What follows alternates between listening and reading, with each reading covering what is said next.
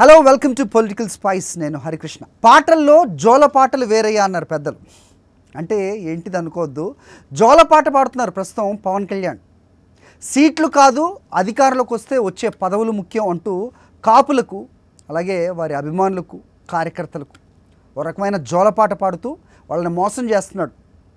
Power sharing లేకుండా 22 MLA 3 MP సీట్లు ఒప్పుకున్నాడు పవన్ కళ్యాణ్. కానీ ఈ విషయం చెబితే కాపులు తిరగబడతారు అని చాలా నెమ్మదిగా కూటమి అధికారంలోకి వస్తే 3వ వంతు పదవులు మనకే వస్తాయి అని మభ్యపెడుతున్నాడు, జోల పాడుతున్నాడు. సీట్లు ఇవ్వనోళ్ళు రేపు నిజంగా అధికారంలోకి వస్తే పదవులు ఇస్తారా? ఆలోచించండి. 2014-19 మధ్య పవన్ మోదీ సపోర్ట్తో గెలిచిన టీడీపీ పవన్కు కానీ, పవన్ మనుషులకు కానీ ఏం పదవులు ఇచ్చారు? ఆలోచించండి. ప్యాకేజ్ డీల్ పవన్తో ఉంది కాబట్టి మిగిలిన జనసేన వాళ్ళని అసలు పట్టించుకునే అవసరం ఉంటుందా టీడీపీకి? అది కూడా టీడీపీకి తొక్కేస్తారు. పవన్ వల్ల కాపోట్లు పడాలి కానీ జనసేన ఎదిగితే నష్టం ఎవరికి? టీడీపీకే కదా, కాదా? ఈ మాత్రం తెలియని అమాయకుడా నక్కజిత్తుల నారాబాబు. అయితే ఒకసారి నోట్ చూద్దాం. అంటే ఇది 2014 అనుకుంటా, 2009 ఐ థింక్. సైకిల్ ఎక్కించుకుంటాడు, అవసరం తీరాక నిర్దాక్షిణ్యంగా దించేసిపోతాడు. దొంగల ముఠా అవినీతి నాయకుడు చంద్రబాబు. 2009లో ప్రజారాజ్యం యువనేత పవన్ కళ్యాణ్ కామెంట్స్ ఇవి. ఒకసారి రీక్యాప్ చేసుకొని ఆ వీడియోస్ ఇంకా యూట్యూబ్లో దొరుకుతాయి. క్లిక్ చేస్తే మనకి క్లియర్గా అర్థమవుతుంది పవన్ కళ్యాణ్ స్వయంగా ఏమన్నాడు చంద్రబాబు నాయుడిని.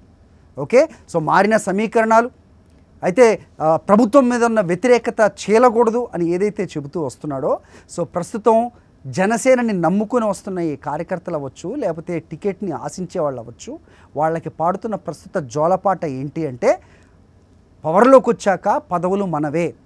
అయితే ఒకసారి లోకేష్ ఒక ఇంటర్వ్యూలో మాట్లాడుతూ, సో ఏం మాట్లాడాడో ఆలోచించినా, చంద్రబాబు నాయుడు గతాన్ని తెలిసిన ఎవరైనా ఒక్కసారి అటు వేసి ఆలోచన చేస్తే కనుక నిజంగా పవర్లోకి వచ్చిన తర్వాత పవన్ కళ్యాణ్ని పట్టించుకుంటారా, లేకపోతే అతనితో పాటు వస్తున్న నేతలకి ఏదన్నా పదవులు ఇస్తారా అనేది ఓ 2 నిమిషాలు ఆలోచిస్తే చాలా క్లారిటీ వచ్చేస్తుంది.